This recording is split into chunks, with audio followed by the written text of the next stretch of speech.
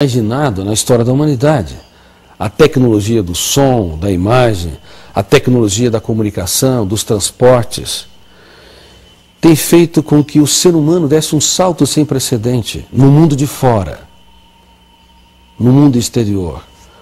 Mas uma pergunta cálida nós devemos fazer: estamos dando um salto na qualidade de vida? Estamos aprendendo a desenvolver uma emoção tranquila e serena? O altruísmo e a solidariedade fazem parte da nossa história? Há pouco tempo estive na Espanha e dei mais de 2 dezenas de entrevistas nos principais meios de comunicação. E os jornalistas me abordavam sobre a violência que havia entre alunos e alunos, uma violência que estava em crescimento, o nível de atrito entre pais e filhos, entre professores e alunos, também se avolumava. Estamos em pleno século XXI. Conseguimos enxergar átomos que os nossos olhos não veem através de aparelhos eletrônicos, mas não conseguimos enxergar a dor do outro, não conseguimos respeitar os direitos do outro, não conseguimos ter flexibilidade quando contrariados. Infelizmente, o exemplo da Espanha, do Brasil, nos Estados Unidos e também em países do Oriente como China, Índia, evidenciam que a humanidade está cada vez mais estressada. Vivemos na era da exteriorização existencial. Cada vez mais exploramos o mundo de fora, mas não exploramos o mundo de dentro. As estatísticas são gritantes. De acordo com o Institute for Social Research da Universidade de Michigan, 50% das pessoas já desenvolveram ou vão desenvolver algum transtorno psíquico. Segundo a Organização Mundial de Saúde, 20% dos adolescentes estão desenvolvendo depressão. E em 20 anos, a depressão se tornará, dentre todas as doenças, inclusive câncer, doenças cardiológicas, transtorno, a principal doença. E isso é gritante, isso é preocupante. Por exemplo, no Brasil, há cerca de 1.800.000 a 1.900.000 pessoas com anorexia nervosa, jovens magérrimas, esquálidas, desnutridas, às vezes pele e osso, achando que estão obesas e não comem porque não querem engordar. Há um outro tanto com bulimia. De acordo com algumas estatísticas, 3% das mulheres se veem belas nas principais sociedades. Portanto, a autoestima está contraída, esfacelada, fragmentada.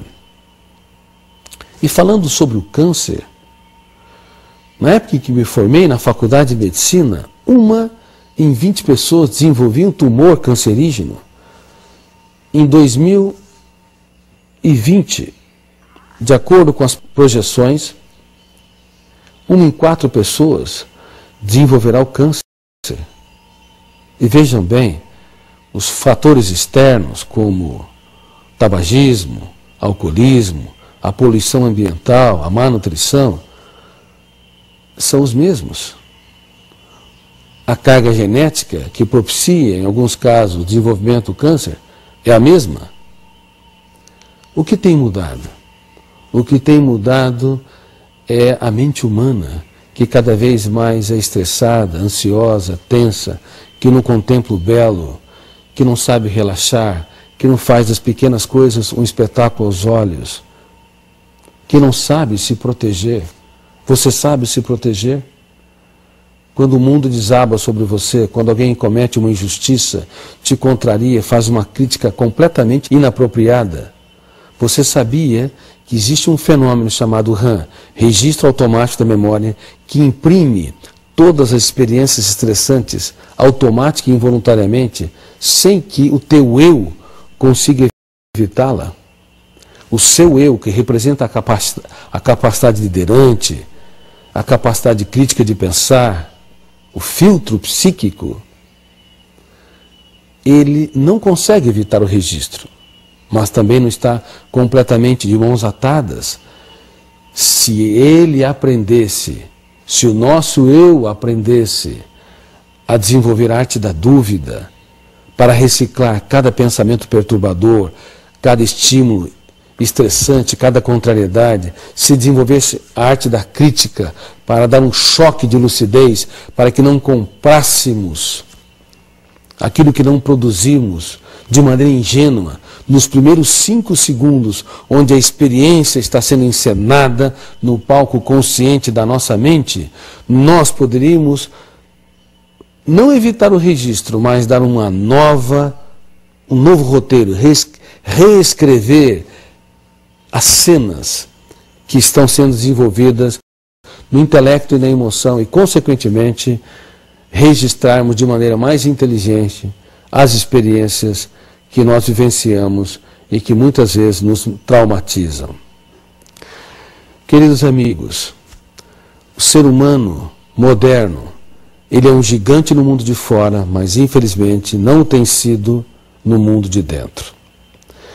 Eu gostaria de falar de uma nova síndrome que infelizmente tem acometido grande parte da população mundial em diversos níveis. Eu tive a felicidade de descobri-la e a infelicidade de saber que, em especial, as nossas crianças e adolescentes estão sendo abarcadas por ela, chamada Síndrome do Pensamento Acelerado, ou Síndrome SPA. Pensar com inteligência e consciência crítica é ótimo, pensar demais é um grande problema. O excesso de informação no mundo moderno, por exemplo, no passado, o número de informações dobrava-se a cada 2 ou 3 séculos. Hoje duplica-se a cada 5 anos. O excesso de informação é registrado pelo fenômeno RAM, registro automático da memória, gerando janelas disponíveis, numa disponibilidade provavelmente nunca antes ocorrida na história da humanidade. Uma criança de 7 anos de idade tem mais informações do que o imperador romano no auge de Roma, quando dominava o mundo. Informações não elaboradas, que estressam o cérebro, informações não transformadas em conhecimento, nem em experiência e sabedoria. Essas informações psicodisponíveis estimulam um fenômeno auxiliar do eu, um ator coadjuvante, chamado alto fluxo. Ele é responsável por produzir centenas de imagens mentais, pensamentos, fantasias, ideias, para nos entreter, nos aspirar, nos inspirar. Note que a nossa mente não para de pensar. É um teatro ininterrupto, é um cinema que não para de se encenar. Esse fenômeno, alto fluxo, mantém o fluxo de construções intelectuais para entreter, aspirar, inspirar, estimular a inventividade do Homo sapiens. O problema é que, devido ao excesso de informação, esse alto fluxo começa a ler a memória numa velocidade nunca antes vista, gerando a síndrome do pensamento acelerado e, consequentemente, estressando o cérebro e produzindo uma série de sintomas psíquicos e psicossomáticos, como dores de cabeça, dores musculares, queda de cabelo, nó na garganta, taquicardia, opressão no peito, em alguns casos até diarreia quando está tenso. Sintomas psicossomáticos são múltiplos e variados. Além disso, sintomas tais como tensão, irritabilidade, flutuação emocional, dificuldade de ter paciência para lidar com contrariedade, sofrimento por antecipação. Eu costumo até brincar, nós fazemos o velório antes do tempo, sofremos por aquilo que não existe. E mais de 90% de todos os nossos sofrimentos relativos ao futuro não ocorrerão. Sofremos inutilmente. Devemos apenas pensar no amanhã, apenas para estabelecer critérios, para dar respostas inteligentes aos desafios que nós vamos ter, mas não para nos chafurdar, levar-nos a chafurdar na lama das preocupações. Todos esses sintomas psíquicos que eu acabei de dizer, somado aos sintomas psicossomáticos, formam um corpo de sintomas da síndrome do pensamento acelerado. Infelizmente, grande parte da população mundial, como eu disse, é acometida por essa síndrome, levando a vida que deveria ser um espetáculo único e imperdível num show de estresse, num teatro de terror. É fundamental que entendamos esse quadro que está se desenhando na humanidade, em especial nas sociedades modernas, para, depois desse diagnóstico,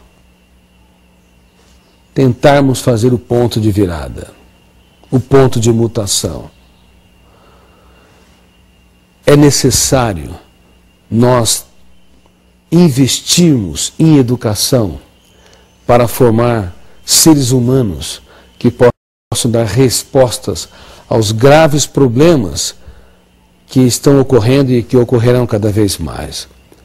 Não apenas ao aquecimento global, às disputas internacionais, ao aumento de preços de alimentos, à competitividade no trabalho, mas também aos problemas psíquicos, aos transtornos que nós estamos desenvolvendo.